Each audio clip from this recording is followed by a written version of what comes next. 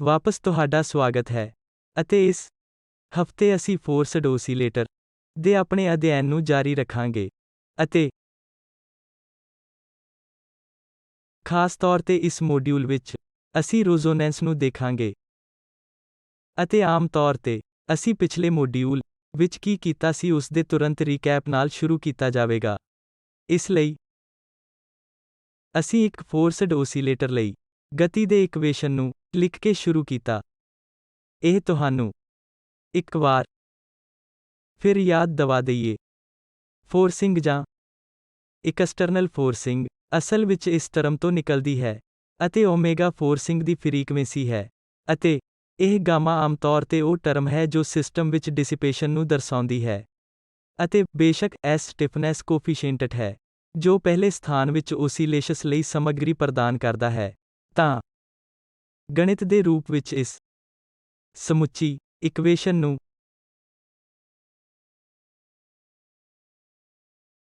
Non ਹੋਮੋਜੀਨਸ second order ਕਿਹਾ ਜਾਵੇਗਾ ਕਿਉਂਕਿ ਇਸ ਵਿੱਚ d square x ਬਟਾ dt square ਸ਼ਾਮਲ ਹੈ ਅਤੇ ਇਹ ਇੱਕ ਆਰਡੀਨਰੀ ਡਿਫਰੈਂਸ਼ੀਅਲ ਇਕੁਏਸ਼ਨ ਹੈ, ਮਤਲਬ ਕਿ ਇਹ ਕੋਈ ਪਾਰਸ਼ਲ ਡਿਫਰੈਂਸ਼ੀਅਲ ਇਕੁਏਸ਼ਨ ਨਹੀਂ ਹੈ ਅਤੇ ਜੋ ਅਸੀਂ ਇਸ ਕਿਸਮ ਦੀਆਂ ਅਗਲੀਆਂ ਇਕੁਏਸ਼ਨ ਦੀ ਸ਼੍ਰੇਣੀ ਲਈ ਗਣਿਤ ਦੀ ਸਮੱਸਿਆ ਵਜੋਂ ਪੂਰੀ ਤਰ੍ਹਾਂ ਜਾਣਦੇ ਹਾਂ ਉਹ ਹੈ ਜਦੋਂ ਅਸੀਂ ਸੋਲਿਊਸ਼ਨ ਨੂੰ ਲਿਖਣ ਦੀ ਕੋਸ਼ਿਸ਼ ਕੀਤੀ। ਸੋਲਿਊਸ਼ਨ ਦੇ ਅਸਲ ਵਿੱਚ ਇਸ ਦੇ ਦੋ ਵੱਖ-ਵੱਖ ਪਾਰਟ ਹਨ।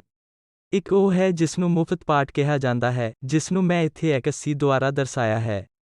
ਇਸ ਲਈ ਇਹ ਕੰਪਲੀਮੈਂਟਰੀ ਪਾਰਟ ਸੰਬੰਧਿਤ ਸਮਰੂਪ ਹਿੱਸੇ ਦਾ ਸੋਲਿਊਸ਼ਨ ਹੋਵੇਗਾ, ਜਿਸ ਦਾ ਮਤਲਬ ਹੋਵੇਗਾ ਕਿ ਇਹ ਇਕੁਏਸ਼ਨ ਸੋਲਿਊਸ਼ਨ ਹੋਵੇਗਾ। ਇਸ ਨੂੰ ਇਕੁਏਸ਼ਨ 1 ਕਹਿ ਦਿੰਦੇ ਹਾਂ। ਇਹ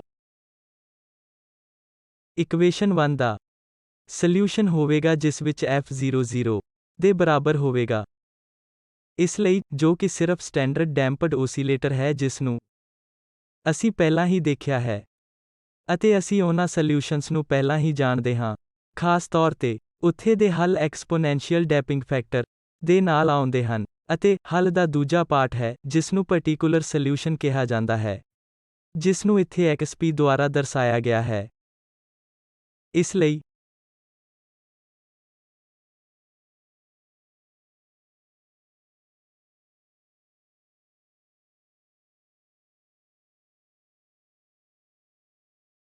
ਇਹ ਪਾਰਟਿਕੂਲਰ ਸੋਲਿਊਸ਼ਨ ਇਕੁਏਸ਼ਨ 1 ਦਾ ਕੋਈ ਹੱਲ ਹੈ।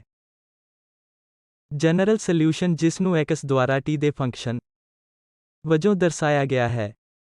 ਇੱਥੇ ਇਹ ਦੋ ਭਾਗ ਹਨ, ਕੰਪਲੀਮੈਂਟਰੀ ਪਾਰਟ ਅਤੇ ਪਾਰਟਿਕੂਲਰ ਸੋਲਿਊਸ਼ਨ। ਜਦੋਂ ਕਿ ਇਹ ਸੋਲਿਊਸ਼ਨ ਦੇ ਵਰਣਨ ਦੀ ਗਣਿਤਿਕ ਕਿਸਮ ਹੈ, ਅਸੀਂ ਇਹ ਵੀ ਜਾਣਦੇ ਹਾਂ ਕਿ ਬਹੁਤ ਹੀ ਭੌਤਿਕ ਵਿਚਾਰਾਂ ਤੋਂ ਕੰਪਲੀਮੈਂਟਰੀ ਪਾਰਟ ਡੈਂਪਿੰਗ ਸੋਲਿਊਸ਼ਨ ਕਰਨ ਵਾਲੇ ਹੱਲਾਂ ਨਾਲ ਮੇਲ ਖਾਂਦਾ ਹੈ, ਜਿਸ ਦਾ ਮਤਲਬ ਹੈ ਕਿ ਉਹ ਕੁਝ ਸਮੇਂ ਬਾਅਦ ਖਤਮ ਹੋ ਜਾਣਗੇ।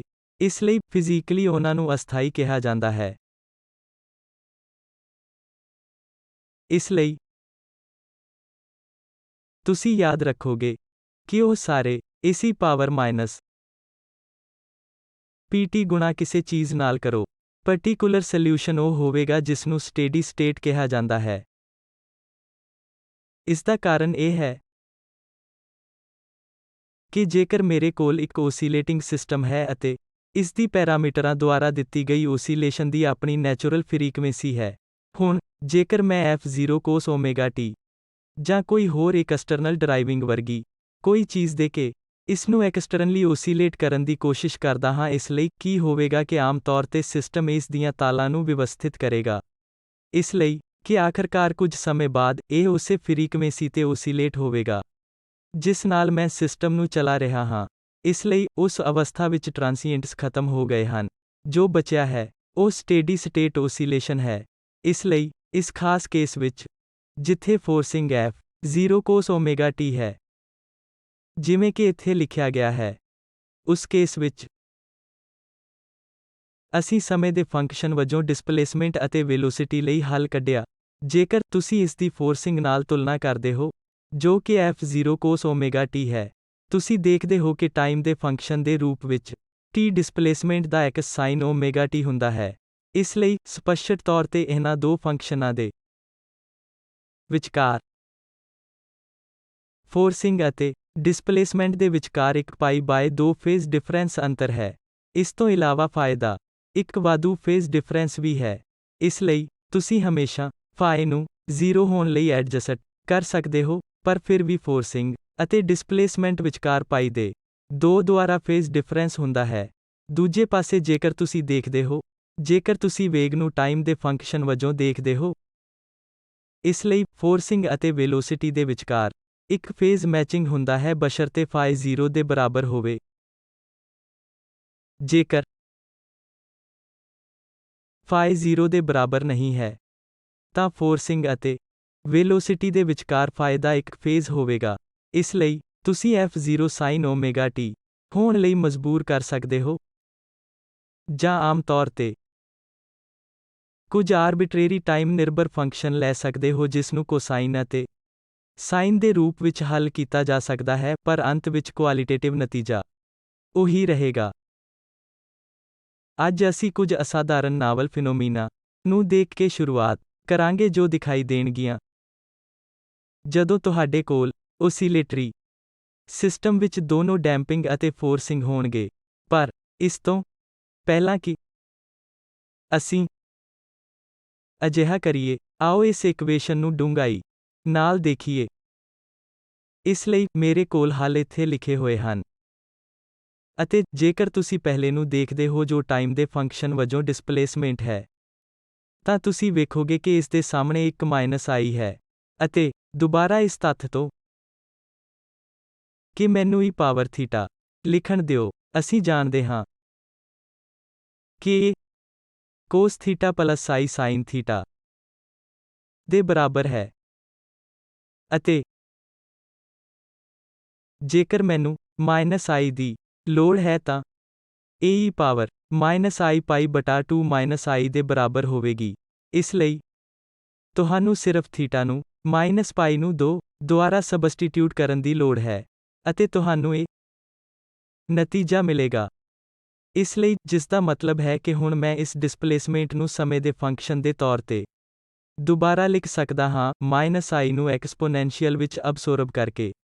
ਇਸ ਲਈ ਇਹ ਓਮੇਗਾ ਜ਼ੈਡ e ਪਾਵਰ ਆਈ ਓਮੇਗਾ t ਮਾਈਨਸ ਫਾਈ ਮਾਈਨਸ ਪਾਈ ਬਟਾ 2 ਬਟਾ F0 ਹੋਵੇਗਾ। ਇਸ ਲਈ ਯਾਦ ਰੱਖੋ ਕਿ ਪਹਿਲਾਂ ਅਸੀਂ ਕਿਹਾ ਸੀ ਕਿ ਫੋਰਸਿੰਗ ਅਤੇ ਡਿਸਪਲੇਸਮੈਂਟ ਦੇ ਵਿਚਕਾਰ ਪਾਈ ਬਟਾ 2 ਦੁਆਰਾ ਇੱਕ ਫੇਜ਼ ਡਿਫਰੈਂਸ ਹੁੰਦਾ ਹੈ ਭਾਵੇਂ ਫਾਈ 0 ਦੇ ਬਰਾਬਰ ਹੋਵੇ। ਇਸ ਲਈ ਸਪਸ਼ਟ ਤੌਰ ਤੇ ਇਹ ਸਾਹਮਣੇ ਆਉਂਦਾ ਹੈ, ਅਤੇ ਇਹ ਉਸ ਉਮੀਦ ਦੇ ਨਾਲ ਇਕਸਾਰ ਹੈ। ਅਸੀਂ ਫੇਜ਼ ਫੈਕਟਰ ਫਾਈ ਨੂੰ ਡਰਾਈਵਿੰਗ ਫ੍ਰੀਕੁਏਂਸੀ ਓਮੇਗਾ ਦੇ ਫੰਕਸ਼ਨ ਵਜੋਂ ਦੇਖਣਾ ਚਾਹਾਂਗੇ। ਅਜਿਹਾ ਕਰਨ ਲਈ ਮੈਂ ਇੱਕ ਵਾਰ ਫਿਰ ਅਤੇ ਤੁਹਾਨੂੰ ਯਾਦ ਦਿਵਾਉਣ ਲਈ ਮੈਂ ਜ਼ੈਡ ਲਈ ਐਕਸਪ੍ਰੈਸ਼ਨ ਲਿਖਦਾ ਹਾਂ। ਇਸ ਲਈ ਅਸੀਂ ਇਸ ਨੂੰ ਦੇਖਣਾ ਚਾਹੁੰਦੇ ਹਾਂ, ਅਤੇ ਅਜਿਹਾ ਕਰਨ ਲਈ ਮੈਨੂੰ ਪਤਾ ਹੋਣਾ ਚਾਹੀਦਾ ਹੈ ਕਿ ਜ਼ੈਡ ਕੀ ਹੈ। ਅਤੇ ਜ਼ੈਡ ਹੈ ਗਾਮਾ ਪਲਸ ਆਈ ਗੁਣਾ m ਓਮੇਗਾ ਮਾਈਨਸ s ਬਟਾ ਓਮੇਗਾ, ਅਤੇ ਜ਼ੈਡ ਦਾ ਮੋਡਿਊਲਸ ਓਮੇਗਾ ਹੋਲ ਸਕੁਏਅਰ ਦੁਆਰਾ gamma square plus m omega minus s ਦੇ ਬਰਾਬਰ ਹੈ। ਤਾਂ ਆਓ ਪਹਿਲਾਂ ਵੇਖੀਏ ਕਿ ਫਾਈ ਦੀ ਰੇਂਜ ਕੀ ਹੋਵੇਗੀ ਜੇਕਰ ਓਮੇਗਾ ਮੰਨ ਲਓ 0 ਤੋਂ ਜਾਂਦਾ ਹੈ। ਇਸ ਲਈ ਇਹ ਮੇਰਾ ਓਮੇਗਾ ਐਕਸਿਸ ਹੈ, ਅਤੇ ਜੇਕਰ ਇਹ ਇੱਥੋਂ ਤੋਂ ਅਸਲ ਵਿੱਚ ਵੱਡੀ ਸੰਖਿਆ ਵਿੱਚ ਬਦਲਦਾ ਹੈ, ਸਿਧਾਂਤਕ ਤੌਰ ਤੇ ਤੁਸੀਂ ਇਸ ਨੂੰ ਇਨਫਿਨਿਟੀ ਦੇ ਰੂਪ ਵਿੱਚ ਸੋਚ ਸਕਦੇ ਹੋ। ਉਸ ਕੇਸ ਵਿੱਚ ਫਾਈ ਦੇ ਐਕਸਟ੍ਰੀਮਾਈਟੀਜ਼ ਕੀ ਹੋਣਗੇ। ਇਸ ਲਈ ਚਲੋ ਆਓ ਇੱਥੇ ਇਸ ਇਕੁਏਸ਼ਨ ਵਿੱਚ ਓਮੇਗਾ ਪਾਈਏ। ਜੇਕਰ ਤੁਸੀਂ ਅਜਿਹਾ ਕਰਦੇ ਹੋ ਜਿਵੇਂ ਕਿ ਓਮੇਗਾ 0 ਵੱਲ ਜਾਂਦਾ ਹੈ, dominant term omega minus s ਬਟਾ ਓਮੇਗਾ ਹੋਵੇਗਾ। ਇਸ ਲਈ ਇਹ ਮੈਨੂੰ ਮਾਈਨਸ ਇਨਫਿਨਿਟੀ ਦੇਵੇਗਾ। ਇਸ ਲਈ ਮਾਈਨਸ ਇਨਫਿਨਿਟੀ ਦਾ ਟੈਨ ਇਨਵਰਸ ਮਾਈਨਸ ਪਾਈ ਬਟਾ 2 ਨਾਲ ਮੇਲ ਖਾਂਦਾ ਹੈ। ਇਸ ਲਈ ਫਾਈ ਜੋ ਕਿ y ਐਕਸਿਸ ਤੇ ਹੋਵੇਗਾ ਮਾਈਨਸ ਪਾਈ ਤੋਂ ਕੁਝ ਲਾਰਜ ਵੈਲਿਊ ਤੱਕ ਚੱਲੇਗਾ, ਜੋ ਦੂਜੇ ਸਿਰੇ ਦੇ ਓਮੇਗਾ ਦੇ ਵੈਲਿਊ ਦੁਆਰਾ ਨਿਰਧਾਰਿਤ ਕੀਤਾ ਜਾਵੇਗਾ। ਇਸ ਲਈ ਜਿਵੇਂ ਕਿ ਓਮੇਗਾ ਇਨਫਿਨਿਟੀ ਵੱਲ ਜਾਂਦਾ ਹੈ, ਇਸ ਐਕਸਪ੍ਰੈਸ਼ਨ ਤੇ ਦੁਬਾਰਾ m ਓਮੇਗਾ ਦਾ ਦਬਦਬਾ ਹੋਵੇਗਾ ਕਿਉਂਕਿ ਓਮੇਗਾ ਦੁਆਰਾ s 0 ਹੋ ਜਾਂਦਾ ਹੈ ਕਿਉਂਕਿ ਓਮੇਗਾ ਇਨਫਿਨਿਟੀ ਵੱਲ ਜਾਂਦਾ ਹੈ ਅਤੇ m ਓਮੇਗਾ ਇਨਫਿਨਿਟੀ ਵੱਲ ਜਾਂਦਾ ਹੈ।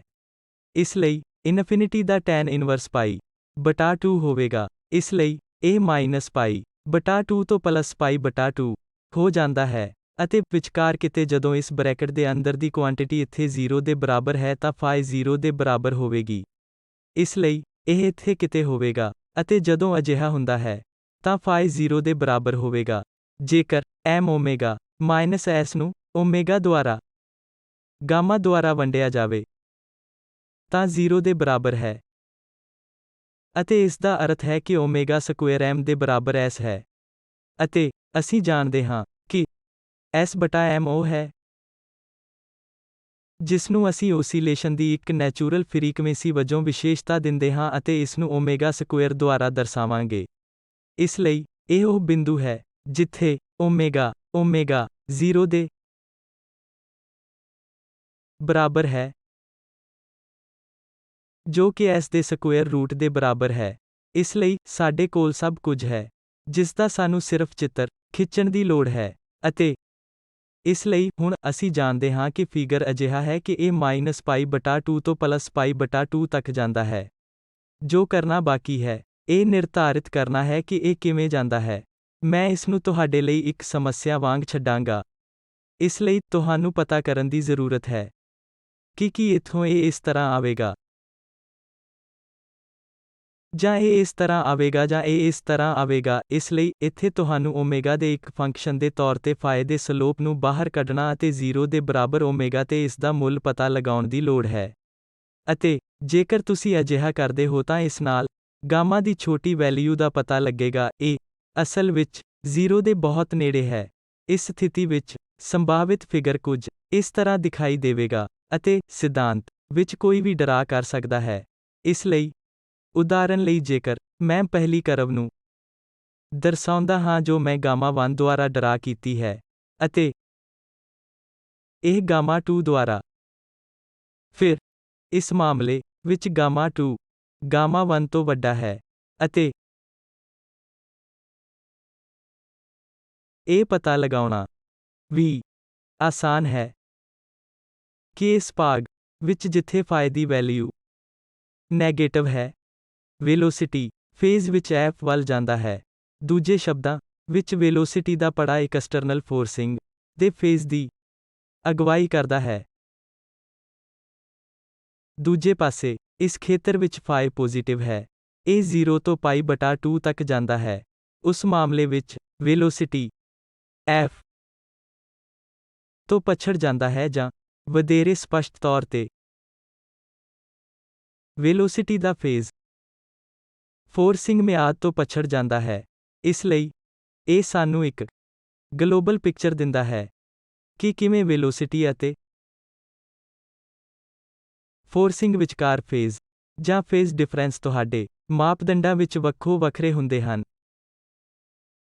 ਇਸ ਲਈ ਮੇਰੇ ਕੋਲ ਇੱਥੇ ਟਾਈਮ ਦੇ ਫੰਕਸ਼ਨ ਵਜੋਂ ਵੈਲੋਸਿਟੀ ਦਾ ਹੱਲ ਹੈ। ਇਸ ਲਈ ਇਸ ਗੱਲ ਉੱਤੇ ਧਿਆਨ ਦਿੱਤੇ ਬਿਨਾਂ ਕਿ ਅਸੀਂ ਕਿਹੜੀਆਂ ਸ਼ੁਰੂਆਤੀ ਸਥਿਤੀਆਂ ਦੀ ਚੋਣ ਕਰਦੇ ਹਾਂ, ਵੈਲੋਸਿਟੀ ਦਾ ਐਂਪਲੀਟਿਊਡ ਅਜੇ ਵੀ ਇਸ ਕੁਆਂਟੀਟੀ f0 ਬਟਾ ਮੋਡ z ਦੁਆਰਾ ਪ੍ਰਾਪਤ ਹੋਵੇਗਾ। f0 ਇੱਕ ਕਨਸਟੈਂਟ ਹੈ ਜਿਸ ਨੂੰ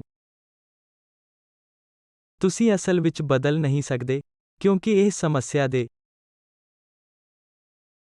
ਹਿੱਸੇ ਵਜੋਂ ਦਿੱਤਾ ਗਿਆ ਹੈ। ਤੁਸੀਂ ਸਮੱਸਿਆ ਦੇ ਮੱਧ ਵਿੱਚ f0 ਵੈਲਿਊ ਨੂੰ ਨਹੀਂ ਬਦਲ ਸਕਦੇ। ਪਰ ਜੋ ਤੁਸੀਂ ਅਸਲ ਵਿੱਚ ਬਦਲ ਸਕਦੇ ਹੋ ਉਹ ਹੈ ਇਹ ਕੁਆਂਟੀਟੀ ਮੋਡ z ਇੰਪੀਡੈਂਸ ਜੋ ਡਰਾਈਵਿੰਗ ਫ੍ਰੀਕੁਐਂਸੀ ਓਮੇਗਾ ਤੇ ਨਿਰਭਰ ਕਰਦੀ ਹੈ। ਇਸ ਲਈ ਤੁਸੀਂ ਅਸਲ ਵਿੱਚ ਡਰਾਈਵਿੰਗ ਫ੍ਰੀਕੁਐਂਸੀ ਨੂੰ ਟਿਊਨ ਕਰ ਸਕਦੇ ਹੋ। ਇਸ ਲਈ ਉਸ ਮਾਮਲੇ ਵਿੱਚ ਸਵਾਲ ਇਹ ਹੋਵੇਗਾ ਕਿ ਵੈਲੋਸਿਟੀ ਦਾ ਮੈਕਸਿਮਮ ਐਂਪਲੀਟਿਊਡ ਡਰਾਈਵਿੰਗ ਫ੍ਰੀਕੁਐਂਸੀ ਦੇ ਇੱਕ ਫੰਕਸ਼ਨ ਵਜੋਂ ਕਿਵੇਂ ਵਿਵਹਾਰ ਕਰਦਾ ਹੈ। ਇਸ ਲਈ ਜੇਕਰ ਇਹ ਮੇਰਾ ਵੀ ਮੈਕਸ ਹੈ ਤਾਂ ਵੀ ਮੈਕਸ ਡਰਾਈਵਿੰਗ ਫ੍ਰੀਕੁਐਂਸੀ ਓਮੇਗਾ ਦੇ ਫੰਕਸ਼ਨ ਵਜੋਂ ਕਿਵੇਂ ਬਦਲਦਾ ਹੈ। ਇਸ ਲਈ ਇਹੀ ਸਵਾਲ ਹੈ ਅਤੇ ਮੋਡ z ਲਈ ਐਕਸਪ੍ਰੈਸ਼ਨ ਤੋਂ ਇਹ ਦੇਖਣਾ ਬਹੁਤ ਆਸਾਨ ਹੈ ਕਿ ਐਂਪਲੀਟਿਊਡ ਦਾ ਅਧਿਕਤਮ ਮੁੱਲ ਉਦੋਂ ਆਵੇਗਾ ਜਦੋਂ ਡਿਨੋਮੀਨੇਟਰ ਮਿਨੀਮਮ ਹੋਵੇਗਾ।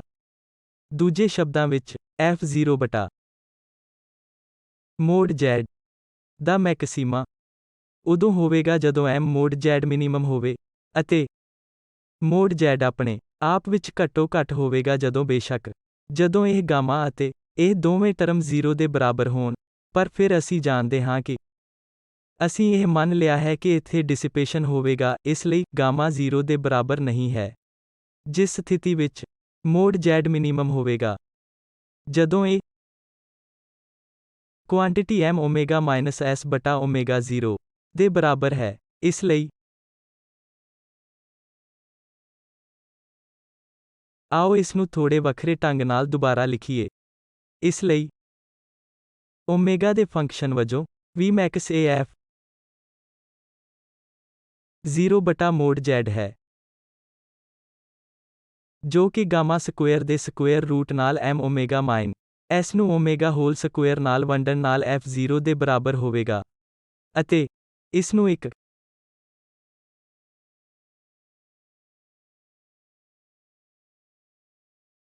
ਸਮਾਲ ਰੀਅਰੇਂਜਮੈਂਟ ਦੁਆਰਾ ਮੈਂ ਇਸ ਨੂੰ f0 ਭਾਗ ਗਾਮਾ ਸਕੁਏਅਰ ਦੇ ਰੂਪ ਵਿੱਚ ਦੁਬਾਰਾ ਲਿਖ ਸਕਦਾ ਹਾਂ, ਅਤੇ m square by omega square ਕੱਢ ਲਓ ਤਾਂ ਤੁਹਾਨੂੰ ਓਮੇਗਾ ਸਕੁਏਅਰ ਮਾਈਨਸ s ਬਟਾ m ਹੋਲ ਸਕੁਏਅਰ ਮਿਲੇਗਾ। ਅਤੇ ਜੇਕਰ ਤੁਹਾਨੂੰ ਯਾਦ ਹੈ ਕਿ s ਬਟਾ m ਓਮੇਗਾ 0 ਸਕੁਏਅਰ ਹੈ, ਜਾਂ ਜਿਸਨੂੰ ਅਸੀਂ ਸਿਸਟਮ ਦੀ ਨੈਚੁਰਲ ਫ੍ਰੀਕੁਏਂਸੀ ਕਹਿੰਦੇ ਹਾਂ, ਡਿਸਿਪੇਸ਼ਨ ਦੀ ਅਣਹੋਂਦ ਵਿੱਚ ਫੋਰਸਿੰਗ ਦੀ ਅਣਹੋਂਦ, ਫਿਰ ਮੈਂ ਸਿਰਫ ਨੋਟੇਸ਼ਨ ਬਦਲਾਂਗਾ ਜਿਸ ਸਥਿਤੀ ਵਿੱਚ ਇਹ ਐਕਸਪ੍ਰੈਸ਼ਨ f0 ਬਟਾ square root of gamma square plus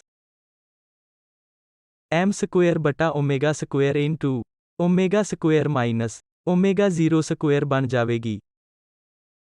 ਇਸ ਲਈ ਇਹ Vmax ਹੈ ਅਤੇ ਇਹ ਓਮੇਗਾ ਦਾ ਇੱਕ ਫੰਕਸ਼ਨ ਹੈ। ਇਸ ਲਈ ਹੁਣ ਸਾਡੇ ਕੋਲ ਇਹ ਵਧੀਆ ਫੰਕਸ਼ਨਲ ਫਾਰਮ ਵਿੱਚ ਹੈ। ਅਸੀਂ ਹੁਣ ਇਸ ਨੂੰ ਸਕੈਚ ਕਰ ਸਕਦੇ ਹਾਂ। ਇਸ ਲਈ ਸਪਸ਼ਟ ਤੌਰ ਤੇ ਇਸ ਕੁਆਂਟੀਟੀ ਦਾ ਮੈਕਸਿਮਾ ਉਦੋਂ ਹੋਵੇਗਾ ਜਦੋਂ ਓਮੇਗਾ 0 ਦੇ ਬਰਾਬਰ ਹੋਵੇਗਾ। ਇਸ ਲਈ ਆਓ ਇਸ ਨੂੰ ਸਕੈਚ ਕਰੀਏ। ਇਸ ਲਈ ਮੈਂ Vmax ਨੂੰ ਓਮੇਗਾ ਦੇ ਇੱਕ ਫੰਕਸ਼ਨ ਦੇ ਤੌਰ ਤੇ ਬਣਾ ਰਿਹਾ ਹਾਂ, ਅਤੇ ਮੇਰਾ ਇੱਥੇ ਜੋ ਐਕਸਪ੍ਰੈਸ਼ਨ ਹੈ ਉਸ ਤੋਂ ਇਹ ਬਹੁਤ ਸਪਸ਼ਟ ਹੈ ਕਿ ਜਦੋਂ ਮੈਂ ਇਸ ਬਿੰਦੂ ਨੂੰ ਓਮੇਗਾ 0 ਦੇ ਬਰਾਬਰ ਆਖਦਾ ਹਾਂ, ਇਸ ਲਈ ਇਹ ਉਹ ਬਿੰਦੂ ਹੋਵੇਗਾ ਜਿਸ ਤੇ Vmax ਦਾ ਮੈਕਸਿਮਾ ਹੋਵੇਗਾ, ਅਤੇ ਡਰਾਈਵਿੰਗ ਦੇ ਕਿਸੇ ਵੀ ਹੋਰ ਵੈਲਿਊ ਲਈ ਘੱਟ ਹੋਣ ਜਾ ਰਿਹਾ ਹੈ, ਅਤੇ ਅਸੀਂ ਇੱਥੇ 2 ਭੁੱਲ ਗਏ ਹਾਂ। ਇਸ ਲਈ ਇਹ ਕੁਆਡਰੈਟਿਕਲੀ ਘਟ ਰਿਹਾ ਹੈ। ਇਸ ਲਈ ਫੰਕਸ਼ਨਲ ਫਾਰਮ ਕੁਝ ਇਸ ਤਰ੍ਹਾਂ ਦਿਖਾਈ ਦੇਵੇਗਾ। ਇਸ ਲਈ ਇਸ ਕਿਸਮ ਦੀ ਕਰਵ ਨੂੰ ਰੈਜ਼ੋਨੈਂਸ ਕਰਵ ਕਿਹਾ ਜਾਂਦਾ ਹੈ। ਇਸ ਲਈ ਇਹ ਮੈਨੂੰ ਹੇਠ ਲਿਖੀ ਮਹੱਤਵਪੂਰਨ ਭੌਤਿਕ ਜਾਣਕਾਰੀ ਦੱਸਦਾ ਹੈ। ਇਸ ਲਈ ਮੇਰੇ ਕੋਲ ਇੱਕ ਡੈਂਪਡ ਫੋਰਸਡ ਓਸੀਲੇਟਰ ਹੈ। ਮੈਂ ਸਿਸਟਮ ਨੂੰ ਚਲਾਉਂਦਾ ਰਹਿੰਦਾ ਹਾਂ ਅਤੇ ਦੱਸਦਾ ਹਾਂ ਕਿ ਮੈਂ ਐਕਸਟਰਨਲ ਡਰਾਈਵ ਦੀ ਐਂਗੂਲਰ ਫ੍ਰੀਕੁਏਂਸੀ ਨੂੰ ਬਦਲ ਰਿਹਾ ਹਾਂ। ਇਸ ਲਈ ਕਿਸੇ ਸਮੇਂ ਜਦੋਂ ਐਕਸਟਰਨਲ ਡਰਾਈਵ ਦੀ ਬਾਰੰਬਾਰਤਾ ਸਿਸਟਮ ਦੀ ਨੈਚੁਰਲ ਫ੍ਰੀਕੁਏਂਸੀ ਦੇ ਬਰਾਬਰ ਹੁੰਦੀ ਹੈ, ਸਿਸਟਮ ਦਾ ਰਿਸਪੌਂਸ ਵੱਡਾ ਜਾਂਦਾ ਹੈ। ਇਹ ਸਭ ਤੋਂ ਵੱਡਾ ਹੋਣ ਜਾ ਰਿਹਾ ਹੈ ਜਦੋਂ ਐਕਸਟਰਨਲ ਡਰਾਈਵਿੰਗ ਫ੍ਰੀਕੁਏਂਸੀ ਸਿਸਟਮ ਦੀ ਨੈਚੁਰਲ ਫ੍ਰੀਕੁਏਂਸੀ ਨਾਲ ਮੇਲ ਖਾਂਦੀ ਹੈ। ਡਰਾਈਵ ਫ੍ਰੀਕੁਏਂਸੀ ਦੀ ਕਿਸੇ ਹੋਰ ਵੈਲਿਊ ਲਈ ਰਿਸਪੌਂਸ ਅਸਲ ਵਿੱਚ ਬਹੁਤ ਛੋਟਾ ਹੋਣ ਜਾ ਰਿਹਾ ਹੈ ਅਤੇ ਕੁਆਡਰੈਟਿਕਲੀ ਡਿੱਗਣ ਵਾਲਾ ਹੈ। ਇਸ ਲਈ ਇਹ ਜੋ ਵੈਲੋਸਿਟੀ ਲਈ ਇੱਕ ਰੈਜ਼ੋਨੈਂਸ ਕਰਵ ਹੋਵੇਗਾ, ਜੋ ਡਿਸਪਲੇਸਮੈਂਟ ਦੇ ਸਮਾਨ ਸਵਾਲ ਵੀ ਪੁੱਛ ਸਕਦਾ ਹੈ। ਇਸ ਲਈ ਅਸੀਂ ਡਿਸਪਲੇਸਮੈਂਟ ਰੈਜ਼ੋਨੈਂਸ ਬਾਰੇ ਸੋਚ ਸਕਦੇ ਹਾਂ। ਇਸ ਲਈ ਇਹ ਵੈਲੋਸਿਟੀ ਰੈਜ਼ੋਨੈਂਸ ਹੈ। ਇਸ ਲਈ ਭੌਤਿਕ ਤੌਰ ਤੇ ਜਦੋਂ ਅਸੀਂ ਕਹਿੰਦੇ ਹਾਂ ਕਿ ਵੈਲੋਸਿਟੀ ਰੈਜ਼ੋਨੈਂਸ ਹੋ ਰਿਹਾ ਹੈ, ਤਾਂ ਇਸ ਦਾ ਮਤਲਬ ਹੈ ਕਿ ਓਸੀਲੇਟਿੰਗ ਪਾਰਟੀਕਲ ਦੀ ਵੈਲੋਸਿਟੀ ਇੱਕ ਮੈਕਸਿਮਾ ਹੋਣ ਜਾ ਰਹੀ ਹੈ।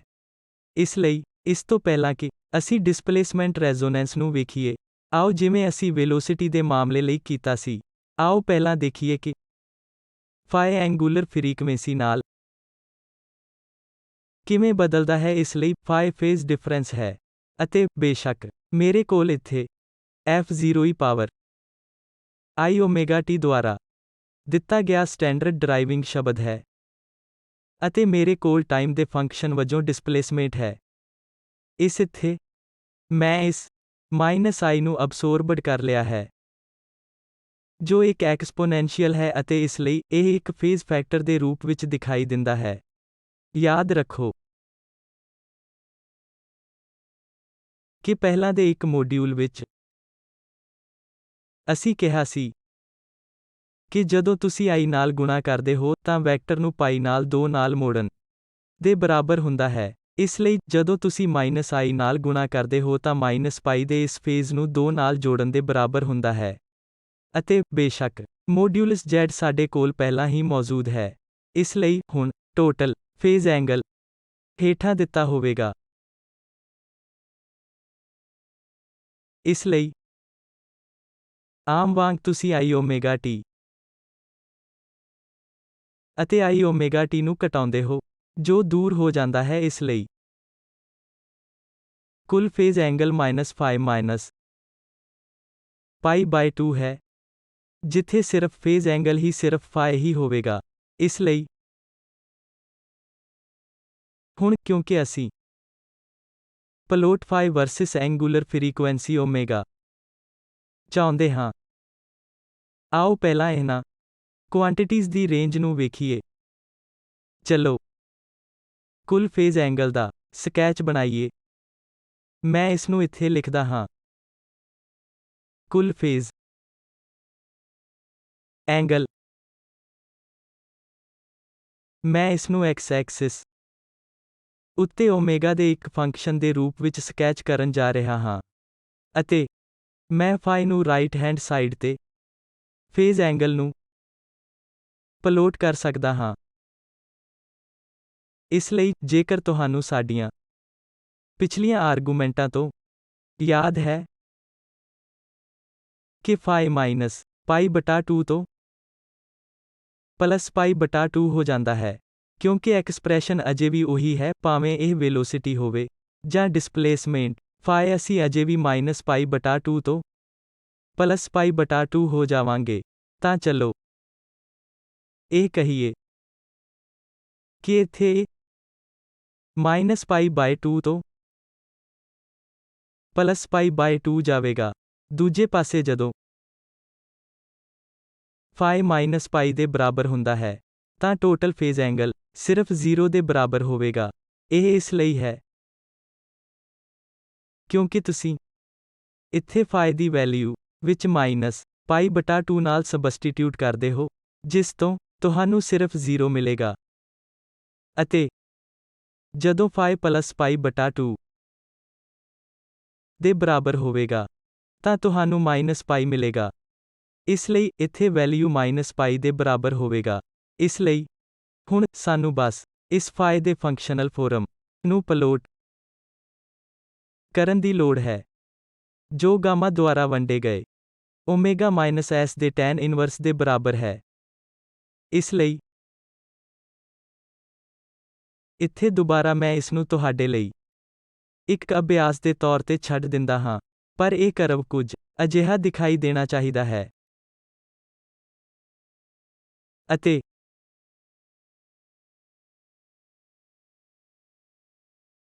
ਇੱਥੇ ਇਹ ਉਹ ਬਿੰਦੂ ਹੈ ਜਿੱਥੇ ਟੋਟਲ ਫੇਜ਼ ਐਂਗਲ 0 ਹੈ। ਇਸ ਲਈ ਕਲਪਨਾ ਕਰੋ ਕਿ ਜੇਕਰ ਕੁੱਲ ਫੇਜ਼ ਐਂਗਲ 0 ਹੈ, ਤਾਂ ਇੱਥੇ ਕੁਆਂਟੀਟੀ 0 ਹੈ, ਜਿਸ ਦਾ ਮਤਲਬ ਹੈ ਕਿ ਡਿਸਪਲੇਸਮੈਂਟ ਅਤੇ ਫੋਰਸਿੰਗ ਫੇਜ਼ ਵਿੱਚ ਹਨ। ਇਸ ਲਈ ਇਹ ਉਹ ਬਿੰਦੂ ਹੈ ਜਿੱਥੇ ਡਿਸਪਲੇਸਮੈਂਟ ਅਤੇ ਫੋਰਸਿੰਗ ਫੇਜ਼ ਵਿੱਚ ਹਨ। ਉਹਨਾਂ ਵਿਚਕਾਰ ਫੇਜ਼ 0 ਹੈ। ਅਤੇ ਇਹ ਇੱਕ ਬਿੰਦੂ ਹੋਵੇਗਾ ਜਿੱਥੇ x-f ਦੇ ਸੰਬੰਧ ਵਿੱਚ ਫੇਜ਼ ਵਿੱਚ ਪਛੜ ਜਾਵੇਗਾ ਅਤੇ ਦੁਬਾਰਾ ਇੱਥੇ x ਲੈਗਸ f ਹੋਵੇਗਾ। ਇਸ ਲਈ ਥੋੜੇ ਜਿਹੇ ਵਿਚਾਰ ਨਾਲ ਤੁਸੀਂ ਡਿਸਪਲੇਸਮੈਂਟ ਅਤੇ ਫੋਰਸਿੰਗ ਦੇ ਵਿਚਕਾਰ ਫੇਜ਼ ਵਿੱਚ ਇਹਨਾਂ ਅੰਤਰਾਂ ਦਾ ਪਤਾ ਲਗਾ ਸਕਦੇ ਹੋ। ਅਤੇ ਇੱਥੇ ਮੈਂ ਗਾਮਾ ਦੀ 2 ਵੈਲਿਊ ਲਈ ਕੇਸ ਨਹੀਂ ਬਣਾ ਰਿਹਾ। ਦੁਬਾਰਾ ਮੈਂ ਇਸ ਨੂੰ ਗਾਮਾ ਦੇ 2 ਵੈਲਿਊ ਲਈ ਇੱਕ ਫੰਕਸ਼ਨ ਦੇ ਸਮਾਨ ਖਿੱਚਣ ਲਈ ਇੱਕ ਅਭਿਆਸ ਵਜੋਂ ਛੱਡਦਾ ਹਾਂ, ਜਿੱਥੇ ਇੱਕ ਦੂਸਰੇ ਨਾਲੋਂ ਵੱਡਾ ਹੁੰਦਾ ਹੈ। ਹੁਣ, ਇਸ ਦੇ ਨਾਲ ਡਿਸਪਲੇਸਮੈਂਟ ਰੈਜ਼ੋਨੈਂਸ ਦੇ ਸਵਾਲ ਤੇ ਚੱਲੀਏ। ਇਸ ਲਈ, ਉੱਥੇ ਸਵਾਲ ਉਹੀ ਹੈ ਜੋ ਅਸੀਂ ਪੁੱਛਿਆ ਸੀ ਜਦੋਂ ਅਸੀਂ ਵੈਲੋਸਿਟੀ ਰੈਜ਼ੋਨੈਂਸ ਨੂੰ ਦੇਖਿਆ ਸੀ। ਇਸ ਲਈ, ਮੇਰੇ ਕੋਲ ਸਮੇਂ ਦੇ ਫੰਕਸ਼ਨ ਦੇ ਤੌਰ ਤੇ ਡਿਸਪਲੇਸਮੈਂਟ ਦਾ ਹੱਲ ਹੈ, ਅਤੇ ਤੁਸੀਂ ਵੇਖੋਗੇ ਕਿ ਮੈਕਸਿਮਮ ਐਂਪਲੀਟਿਊਡ